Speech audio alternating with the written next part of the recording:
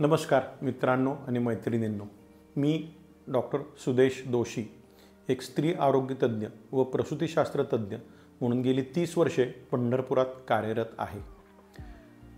जनसामान्यांपर्यंत स्त्री आरोग्यशास्त्राविषयी माहिती पोचावी हा या यूट्यूब चॅनलचा हेतू असून त्या संदर्भात मी तुमच्याशी गर्भनिरोधक साधने आणि गर्भनिरोधन पद्धती या विषयावर बोलणार आहे। तर सर्वप्रथम आपण समजून घेऊयात की गर्भनिरोधनाची गरज का असते।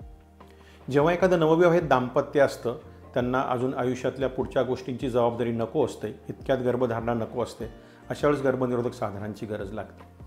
त्याचबरोबर समजा तुम्हाला जर एक मूल असेल आणि पुढचं मूल इतक्यात होऊ द्यायचं नाही, 2 मुलांमध्ये अंतर ठेवायचं आहे, त्यावेळेस गर्भधारणा नको आहे, त्यावेळेस गर्भधारण निरोधक साधनांची गरज भासते। संसार आपलं कुटुंब पूर्ण झालेले, 2 किंवा 1 अपत्य आपल्याला जेवढे हवी तेवढे अपत्य झालेत, पुढची अपत्य नको आहेत, गर्भनिरोधन अशा वेळेस पण गरजेचं असतं। आणि नवीन पिढीला ज्यावेळेस अजून अविवाहित आहेत परंतु शरीर संबंध होत आहेत, परंतु अपत्यप्राप्ती व गर्भधारणा नको आहे, अशा वेळेस गर्भनिरोधक साधनांची अत्यंत गरज असते। गर्भनिरोधक साधनांच्या मुळेच आपण आपल्या पॉप्युलेशनवर म्हणजे लोकसंख्येवर नियंत्रण ठेवू शकलेलो आहोत आणि आपल्या प्रगतीचे टप्पे आपण पुढे पार पाडत आहोत। तर गर्भनिरोधक साधनांमध्ये आणि पद्धतींमध्ये महत्त्वाचे 2 भाग असतात। एक पद्धती ज्या असतात जिथे आपण निसर्गावर अवलंबून राहतो आणि प्रत्यक्ष कुठलंही साधन न वापरता आपण गर्भनिरोधन उत्तमरित्या प्राप्त करू शकतो। तर कसं आहे, उदाहरणार्थ अपत्यच नको आहे तर सगळ्यात सोपा मार्ग म्हणजे ब्रह्मचर्य पाळणे, पण ते कोणाला शक्य नाही म्हणून तो मार्ग फारसा उपयोगाचा ठरत नाही। दुसरी पद्धत काय असते की तुम्ही ज्यावेळेस प्रत्यक्ष शरीर संबंध होतात, ज्यावेळेस शिश्नाचा योनिमार्गात प्रवेश होतो, शरीर संबंध होतात, परंतु वीरस्खलन जे होणार आहे, जे सिमेन आहे, जे इजॅक्युलेशन आहे, ते योनिमार्गात न करता बाहेर केल्यास गर्भ राहण्याची शक्यता खूप कमी राहते। अशा वेळेस आपण तुम्ही या पद्धतीचा, ज्याला क्वायटस इंटरप्टस असा शब्द आहे, अशा पद्धतीचा वापर करू शकता। पण ही पद्धत वापरण्यासाठी मनाचा खूप मोठा निर्धार लागतो आणि तो बऱ्याच वेळेला ऐनवेळी ढासळतो, म्हणून ही पद्धती फारशी उपयुक्त ठरत नाही। मग नैसर्गिक पद्धत उपयुक्त कोणती ठरते, तर ज्याला कॅलेंडर मेथड असं म्हणतात, ज्याच्यामध्ये आपण स्त्रीचे जी मासिक पाळी आहे त्याच्या तारखा बघून फक्त जो गर्भधारणेचा कालावधी आहे त्या कालावधीमध्ये जर आपण शरीर संबंध टाळले तर गर्भधारणाची शक्यता खूप कमी होते। तर हे कॅलेंडर मेथड कशी वापरायची? सगळ्यात पहिला आणि महत्त्वाचा मुद्दा, ज्या स्त्रियांची पाळी नियमित आहे अशा स्त्रियांसाठीच ही पद्धत उपयुक्त ठरते।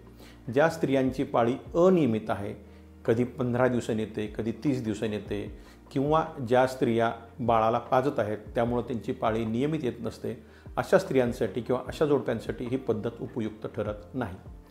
समजा आपण एक उदाहरणादाखल घेतलं की 28 ते 30 दिवसाचं मासिक पाळीचं चक्र आहे, तर सर्वसाधारणपणे ज्या दिवशी पाळी येते तो पाळीचा पहिला दिवस मोजला तर गर्भधारणा होण्याची जास्तीत जास्त शक्यता ही साधारण पाळीच्या 11व्या दिवसापासून 17व्या ते 18व्या दिवसापर्यंत असते, कारण त्या कालावधीमध्ये पोटामध्ये अंड तयार होऊन फुटतं आणि त्या कालावधीत शरीर संबंध झाले तर गर्भ राहू शकतो।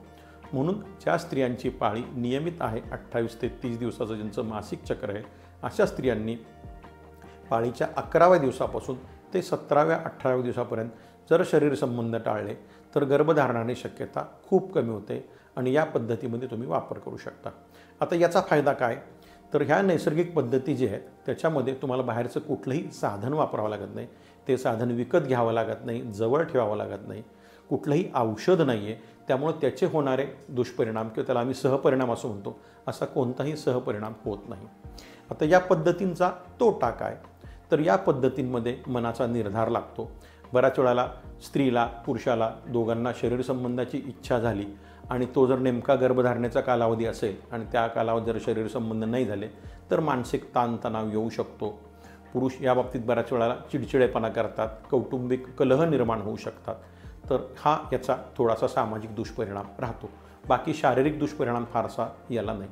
अशा पद्धतीच्या गर्भनिरोधक पद्धती नैसर्गिक जर आपण वापरल्या तर कुठलंही वेगळं साधन न वापरता आपण गर्भनिरोधन प्राप्त करू शकतो, म्हणजेच गर्भधारणा टाळू शकतो। हा झाला आजचा आपला पहिला भाग। यानंतर पुढच्या भागात पुन्हा लवकरच भेटू।